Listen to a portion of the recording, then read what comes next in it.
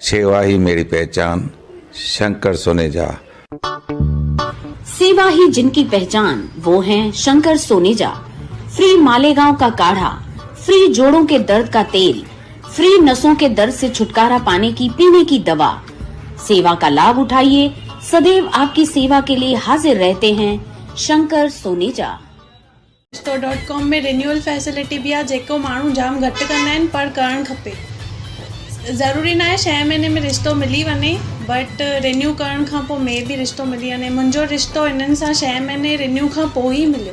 मुंहिंजो first time में थियो, त असां सजेस्ट कंदासीं कि रिश्तो.com में तव्हां बि अचो। छा तव्हां पंहिंजो नालो रजिस्टर करायो आहे? जे न त अॼु ई कराए छॾियो। नमस्कार, मैं राजेश दलवानी, आप देख रहे हैं उल्लास लाइन बुलेटिन। आज मुझे लगता है कि जिस तरह से थाना जिले में इन्होंने उल्लासनगर में नगर सेवकों को लिया, उसके बाद आज उनको पछतावा भी हो रहा है। उसका मैं कारण बता रहा हूं कि दादा भूसे देखिए क्या कह रहे हैं। दादा भूसे कह रहे हैं कि भाई उल्लासनगर के नगर सेवकों को बताया था कि हम आपको शिवसेना में लेंगे, लेकिन आपको भारतीय जनता पार्टी के कमल पे चुनाव लड़ना पड़ेगा। सुनिए आप, ये भारतीय जनता पार्टी में लिया गया, फिर उसके बाद कुछ उल्लासनगर के कुछ माजी नगर सेवक को शिवसेना में लिया गया, लेकिन उनको प्रवेश देने से पहले स्पष्ट रूप से उनको बताया गया था, अगर कल भारतीय जनता पार्टी की तरफ से आपको सूचित किया जाएगा, कमल के निशान के ऊपर आपको चुनाव लड़ना है, तो उसका पालन आपको करना पड़ेगा। उल्लासनगर में बीजेपी के लोगों को शिवसेना में शामिल करने को लेकर अब महायुति गठबंधन के भीतर खुलकर विवाद सामने आ गया है। राज्य के मुख्यमंत्री देवेंद्र फडणवीस ने इस मुद्दे पर शिंदे शिवसेना को स्पष्ट संदेश देते हुए कहा कि आप करें तो ठीक और भाजपा करे तो गलत, यह नहीं चलेगा। इस बयान के बाद राजनीति में एक बार फिर हलचल मच गई है। इस घटना को लेकर उल्लासनगर बीजेपी के नेता प्रदीप रामचंदानी ने विरोधियों पर तीखा प्रहार किया। रामचंदानी ने विरोधियों को इशारा देते हुए यह भी कहा कि मुख्यमंत्री देवेंद्र फडणवीस की उल्लासनगर की राजनीति पर पूरी नजर है और यहाँ हो रहे राजनीतिक घटनाक्रमों को लेकर वे पूरी तरह सजग हैं। प्रदीप जी, कल एक खबर सुर्खियों में बनी जहां उल्लासनगर का नाम का जिक्र था। बीजेपी के जो मुख्यमंत्री है देवेंद्र फडणवीस ने उल्लासनगर के नाम का जिक्र किया, क्या था, क्या बताएंगे? देखिए, जब देवेंद्र जी उल्लासनगर की बात करते हैं, इसका अर्थ मान लीजिए कि हमारे मुख्यमंत्री की राजनीति, उल्लासनगर के राजनीति के ऊपर पूरी नजर है और उस नजर पे इतनी बारीकी नजर रखी है कि उन्होंने शिवसेना के सभी मंत्रियों को वहां पर कह दिया कि पहली पहल तुमने की है और इस पहल की है, इसका तुमको खामियाजा भुगतना पड़ेगा, यह मेरे मुख्यमंत्री ने कहा। और मुझे खुशी है कि वह पूरी तरह से हमारा मुख्यमंत्री उल्लासनगर के चुनाव पर ध्यान देगा। और जब कोई मुख्यमंत्री किसी शहर पर ध्यान देता है तो उस शहर में पूर्ण बहुमत तो आता ही आता है, शहर की विकास भी होता है और काया पलट भी होती है। प्रदीप जी, आखिर घटनाक्रम क्या था?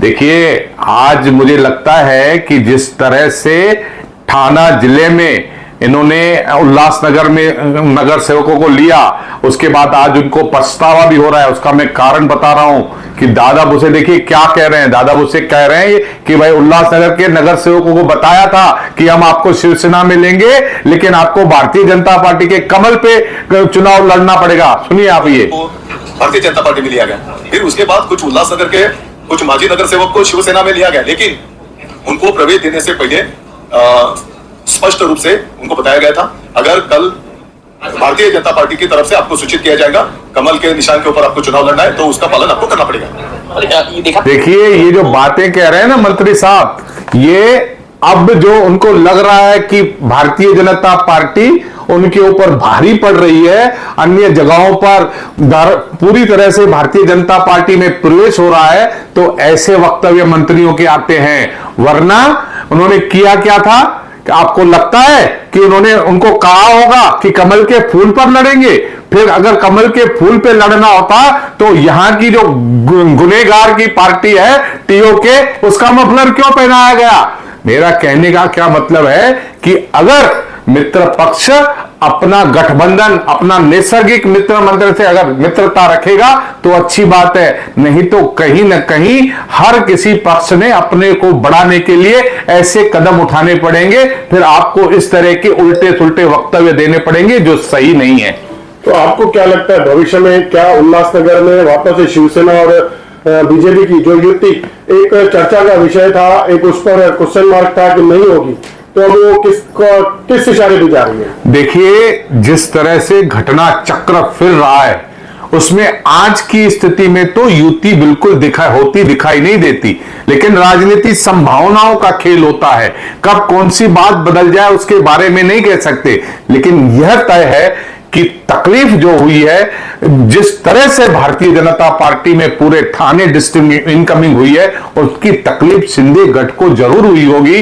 तब ऐसा वक्तव्य है कि हम भारतीय जनता पार्टी के नगर सेवक लाए लेकिन कमल के फूल पे लड़ेंगे, ऐसा उनको कहा गया।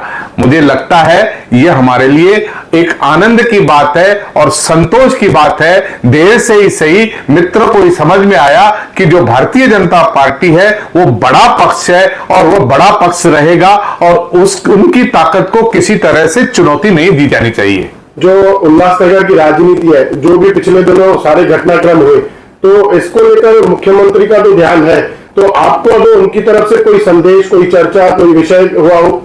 मुख्यमंत्री ने हमें बिल्कुल संदेश भेजा है कि किसी बात से डरना नहीं, भारतीय जनता पार्टी पूर्ण बहुमत से यहां आ रही है और भारतीय जनता पार्टी का अकेले दम पर महापौर बैठ रहा है, ऐसा संदेशा भारतीय जनता पार्टी के कार्यकर्ताओं को मुख्यमंत्री ने दिया है। मतलब आपके हिसाब से मुख्यमंत्री जी का उल्लासनगर में होने वाले चुनाव में विशेष नजर है और विशेष प्रेम है शहर के ऊपर। आपकी तरफ से अपने मित्रों को, अपने दोस्तों को, चाहे वो नैसर्गिक दोस्त हो, पार्टी के हिसाब से उनके लिए कोई संदेश? उनके लिए संदेश ये है कि देखिए, मित्र को मित्र बनने दो, किसी तरह से मित्र को इतना परेशान न करने की कोशिश करो कि उल्टा कहीं आपके ऊपर बाजी पलट न जाए।